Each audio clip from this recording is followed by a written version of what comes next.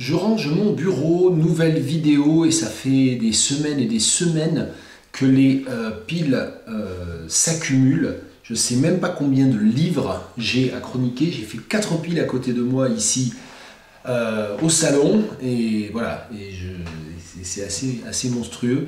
Donc il faut que je range, ne serait-ce que pour pouvoir réellement ranger mon vrai bureau. Alors on est le 19 juin et je commence à toucher progressivement à la fin de mon semestre de congé pour recherche, congé sabbatique, que j'ai beaucoup occupé pour faire de fait beaucoup de recherches. J'ai fait de la traduction, j'ai fait de la recherche. J'ai lancé en marge du gros projet sur lequel je travaille et sur lequel je vais travailler ces prochaines années, j'ai lancé un certain nombre de choses un peu en parallèle, donc ça part un peu dans tous les sens, mais je crois que je suis incapable de fonctionner autrement. Alors je vais d'abord vous parler de 2 livres. Alors il y en a 3, parce qu'en fait il y a la VO et la VF en quelque sorte. Je vais vous parler de livres dont j'ai parlé avec mes invités lors de la dernière émission de radio de I Love Mes Cheveux. Mes invités, c'était mon épouse Claire Tastet et une autre figure importante de l'association EducPop animaliste, Emilien Cousin-Amelal. J'essaierai de penser à vous mettre le lien de l'émission de radio en dessous de la description de la vidéo. Et en fait, le sujet de l'émission, c'était principalement autour de l'organisation de la Vegan Place, le prix Maya du livre animaliste. Et cette année, le livre lauréat, qui a été annoncé fin mars et qui sera décerné à Tours lors de la Vegan Place le 28 juin, c'est ce texte de Charlie Gellma, Première plume, dans la traduction d'Anatole Ponce-Remo, que moi j'ai lu en anglais, Fatherhood, et j'ai fini par le lire. J'avais envie de le lire, mais j'ai fini par le lire parce que en fait Charlie Gellma vient à Tours, donc ça va être l'occasion de le rencontrer, et puis surtout je vais m'improviser interprète lors d'un plateau radio autour des livres lauréats et des lauréats. Donc effectivement il fallait bien connaître le texte. Alors pour en savoir plus sur Fatherhood, Première plume, je vous renvoie à la fameuse émission de radio où on en a pas mal parlé, et donc je vais me contenter de vous lire un extrait. Alors en sachant ce qu'il faut savoir pour comprendre cet extrait, c'est que Fatherhood, Première plume de Charlie Gellma, raconte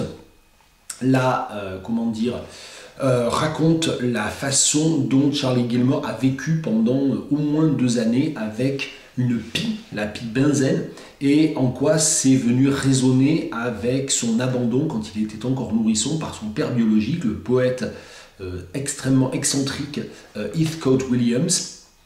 Et le double lien étant d'une part que au moment où Charlie Gellma s'est retrouvé à éduquer, à devenir une sorte de formateur humain un peu décalé de cette pie, il a renoué avec son père au moment où son père était en train de mourir. Et donc il y a toute cette trame-là. Et puis l'autre trame, c'est que le père de Charlie Gellma, Heathcote Williams, qui est un poète qui a écrit plusieurs livres réellement centrés autour des thématiques animalistes, encore plus qu'animalières, a aussi vécu pendant quelques temps, dans les années 80, avec un chouka. Et donc, donc il y a toute cette analogie et cet aller-retour qui donne lieu à un extrait. Alors, dans l'émission de radio, j'ai lu un extrait du livre. Là, je vais en lire un autre, et d'ailleurs, je vais plutôt le lire en anglais. Je l'avais sorti, c'est aux pages 256, 257, non, je dis des bêtises. C'est dans les pages... Voilà, c'est à propos de Ted Hughes, en fait. Et c'est à partir de la page 258 dans l'édition française. Et il faut évidemment que je retrouve le passage en anglais. Mais grosso modo, c'est au moment où Charlie Gellma fouille un peu dans les papiers de son père après sa mort et découvre que son père avait écrit au grand poète anglais Ted Hughes. Et voilà ce que ça donne... si j'y arrive.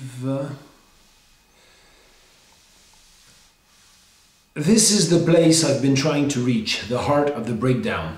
Leaves of paper scrawled deep with marks of despair are blown down the decades and into my hands. Heathcote blames my mother, blames himself, blames the ghost of his father.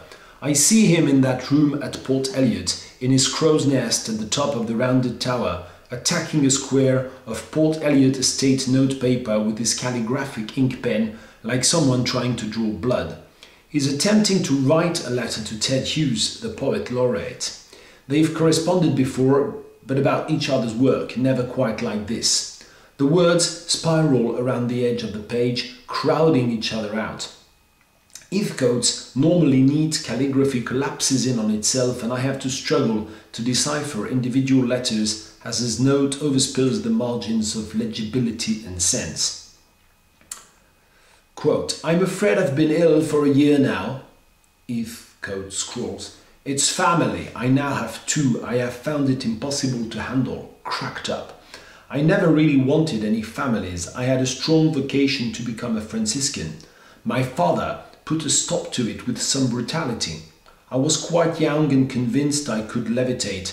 There is always someone who wants to stop you flying. I am always persuaded when things go wrong that I should have stuck to my guns, that prayer is the only media, scrambled and fused brains, thoughts of suicide, pray without ceasing, very hard." Unquote.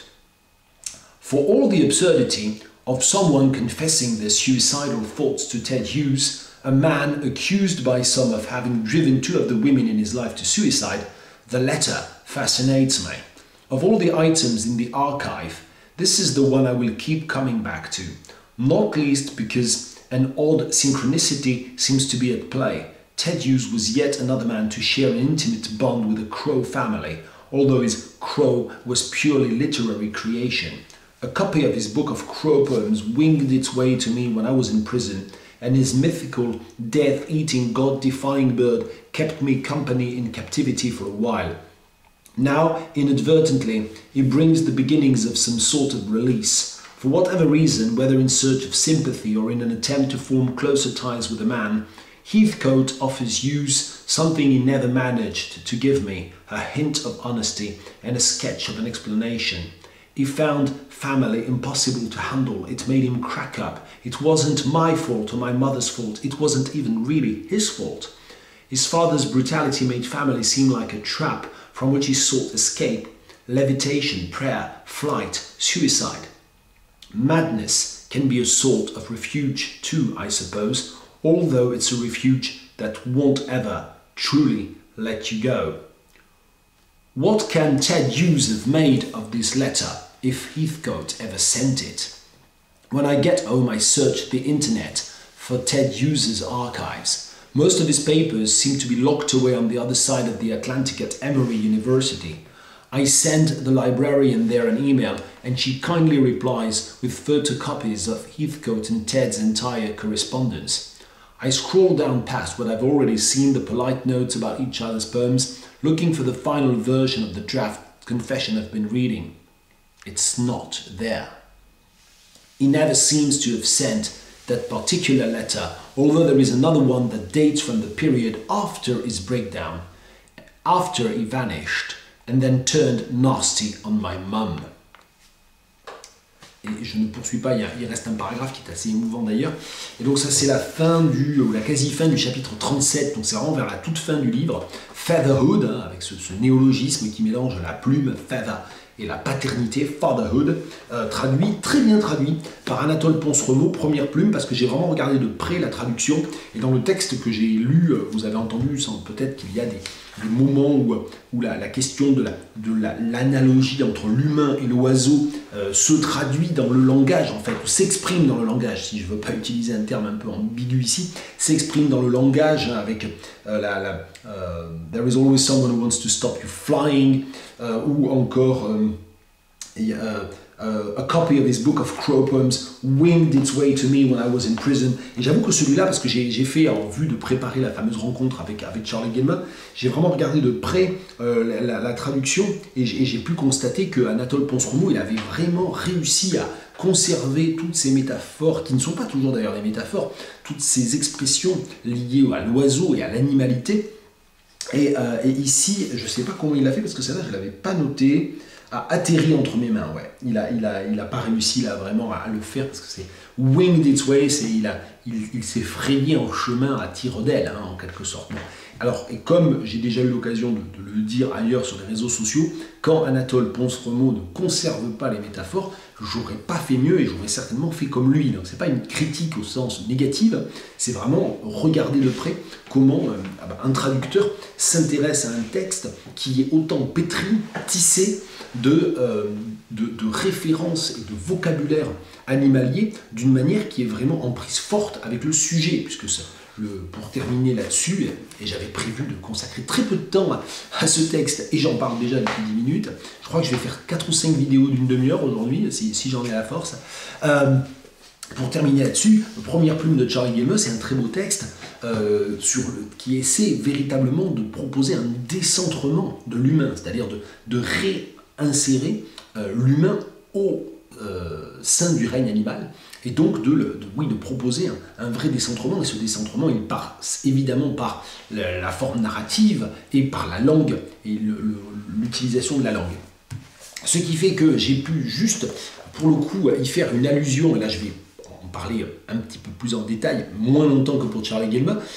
Dans l'émission de radio, j'ai parlé de ce livre récemment paru d'un collègue de l'université de Tours, Florent Colère.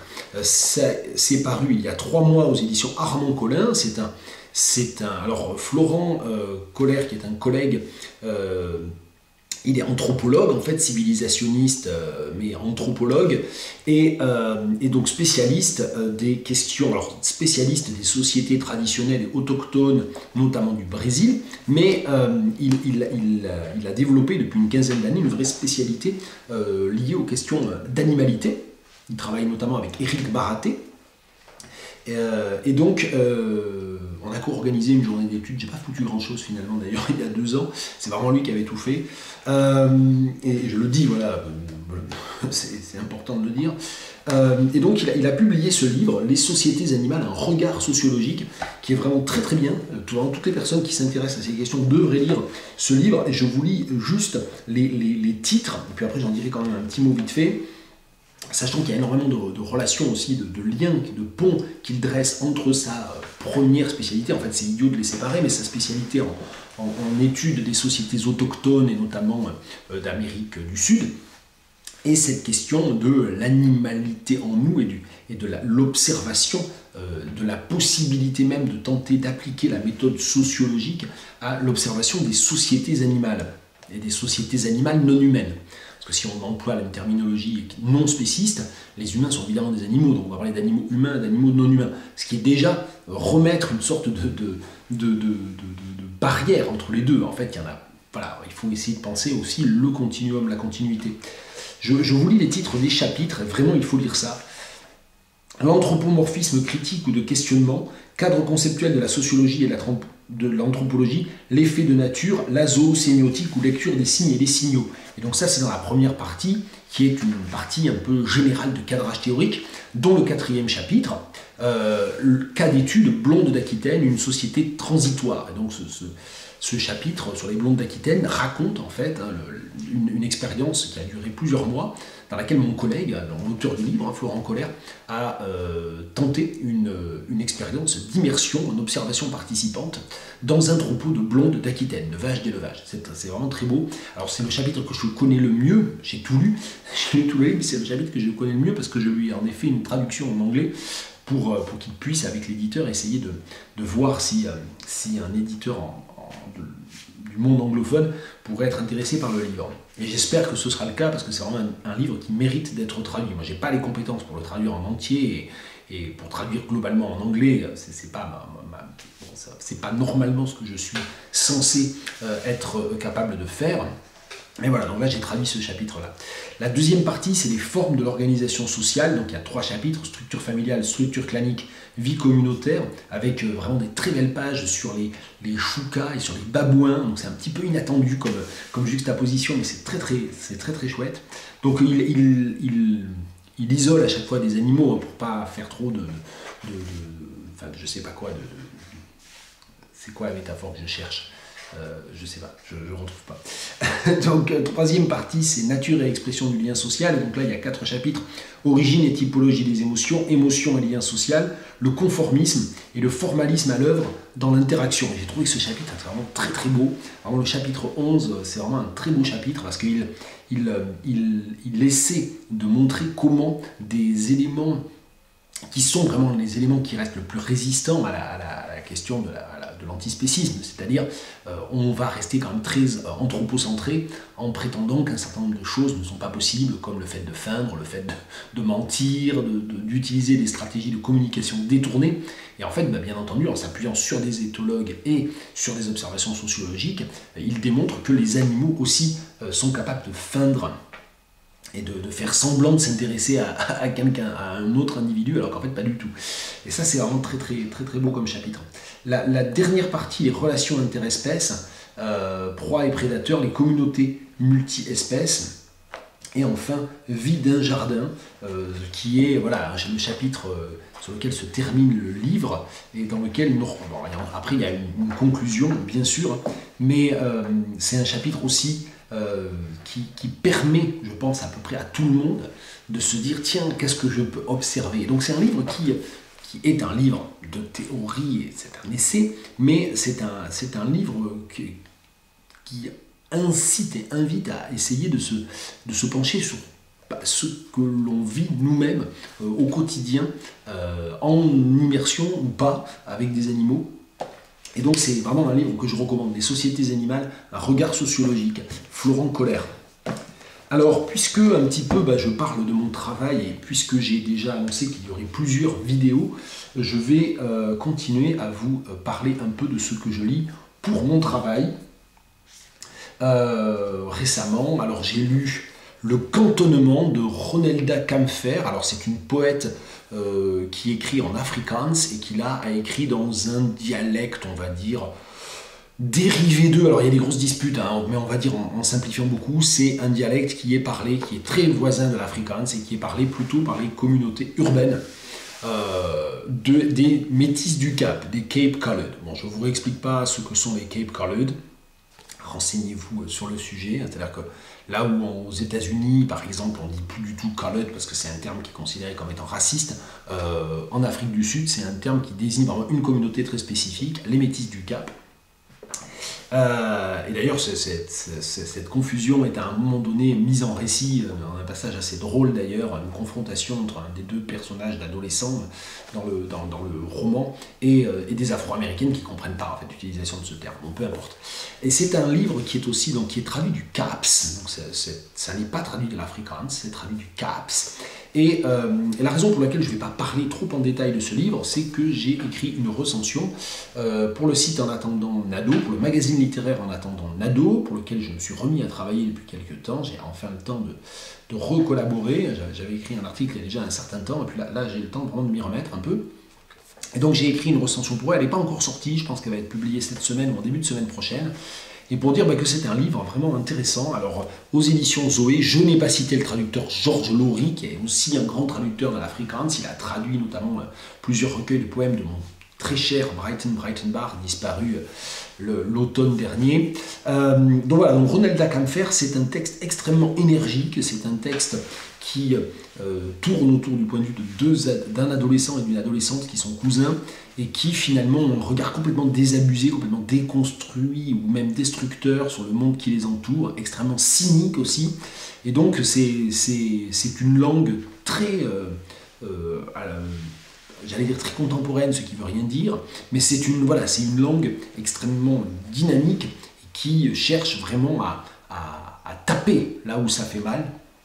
Donc c'est très in your face, on dirait en anglais, et moi j'ai trouvé ça très, très agréable à lire. Et je vais vous lire quand même un extrait que je n'ai pas cité dans ma recension pour En attendant Nado. Alors c'est un des chapitres de la fin là aussi. Cravé. Je ne mange ni abats, ni laitance, ni tripe. Ça c'est le titre. Pour une fille qui a vécu pour moitié dans un domaine agricole, pour moitié dans le ghetto, Nadia fait la difficile. Je ne mange ni abats ni laitance, affirme-t-elle.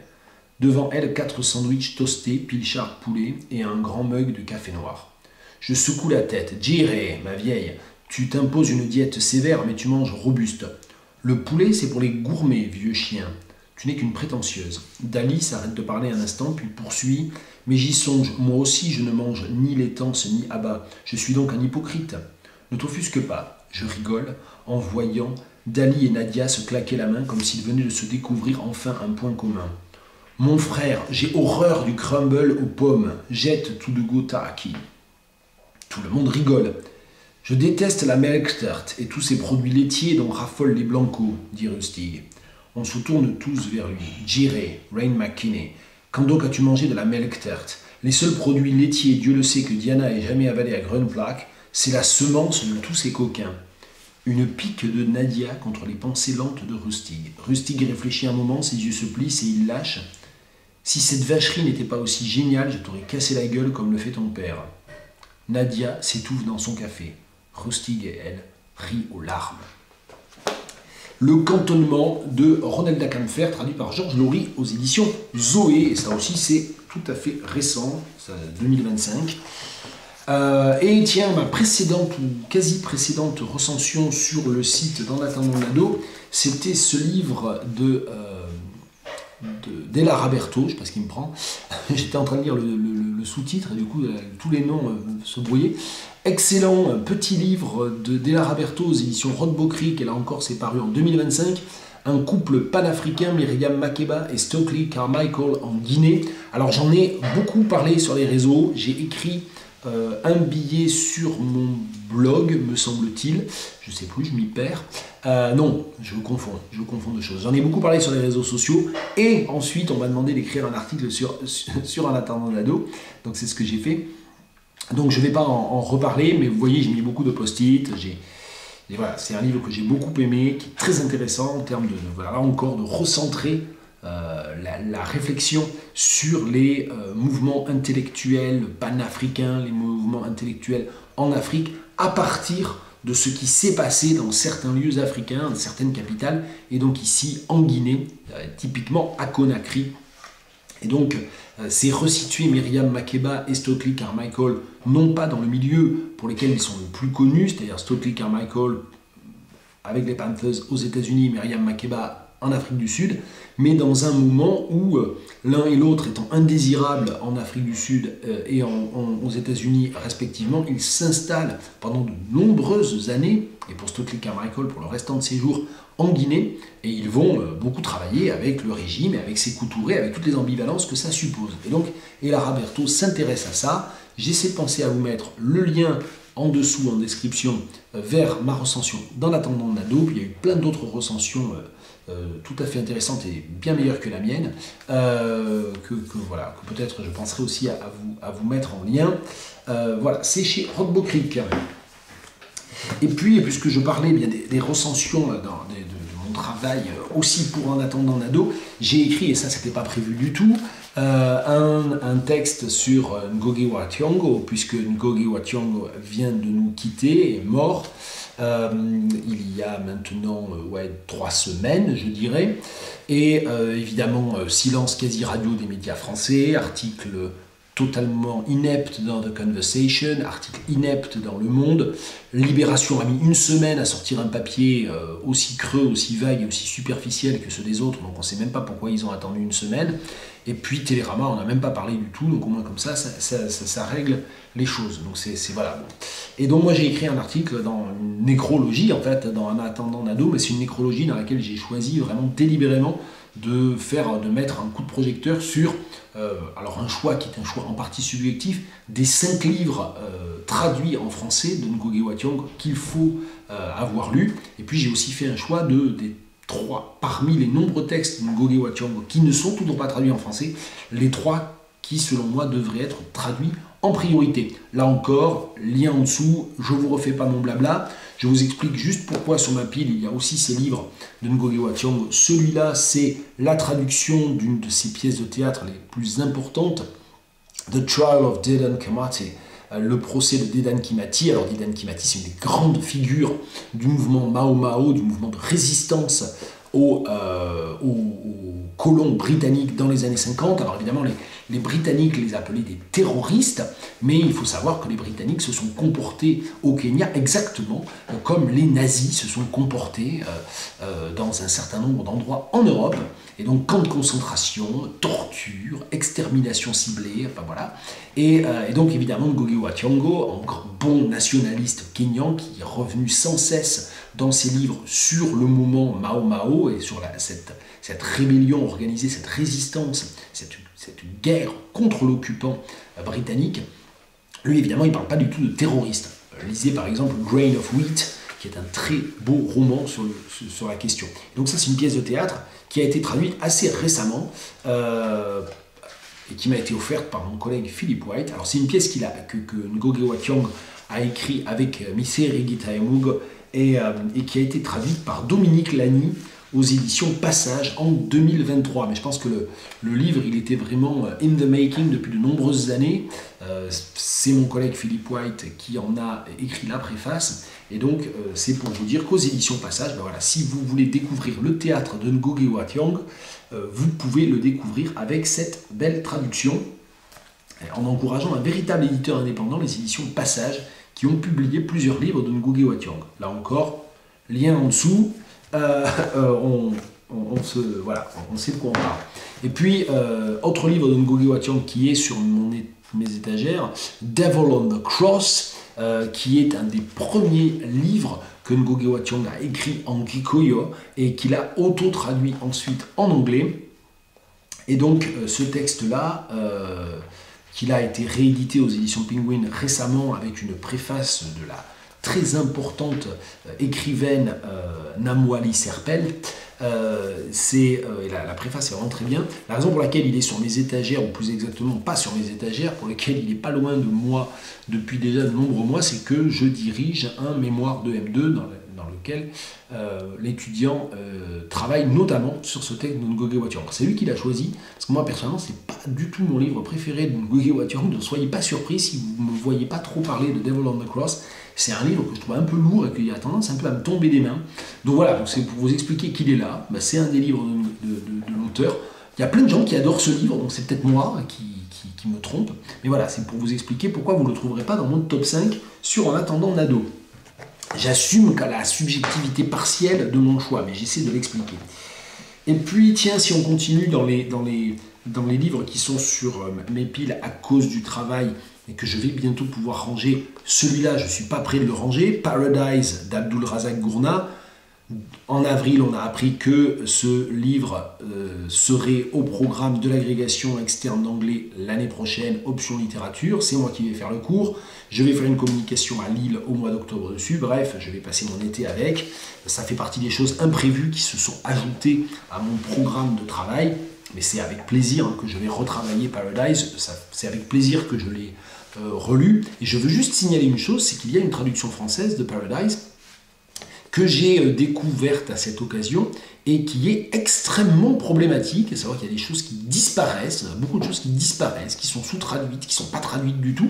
J'ai écrit aux éditions de Noël, à la responsable de la collection littérature étrangère, aux éditions de Noël à ce sujet. Ça fait déjà 3 semaines, je l'ai relancé là il y a 2-3 jours, et je n'ai aucune réponse. Donc ça veut dire que les éditions de Noël publient des textes qui sont en fait qui ne correspondent absolument pas au texte de départ. C'est une véritable... Pour le coup, j'aime pas dire ça, mais là, on peut vraiment reprendre toute la réflexion de Milan Kundera sur la question. Si vous lisez Paradis d'Abdul Razak Gurna, vous ne lisez absolument pas Paradise d'Abdul Razak Gurna. Je peux difficilement le dire autrement. Et comme j'ai décidé de séquencer ces vidéos en tranches de 30 minutes, on va bientôt s'arrêter. Donc je vous parlerai dans la prochaine d'un autre livre d'Abdul Razak Gurna. Mais il me reste 1 minute pour vous faire une autre recommandation de lecture. Un texte dont j'ai dû parler je range mon bureau parce qu'il est sorti en 2018. C'est le dernier roman à ce jour de l'écrivain somalien Noureddin Farah, auquel j'ai consacré ma thèse, que je lis donc depuis maintenant une 30aine d'années. Et il se trouve que j'ai eu la chance de pouvoir recroiser la route de Noureddin Farah la semaine dernière. Ça faisait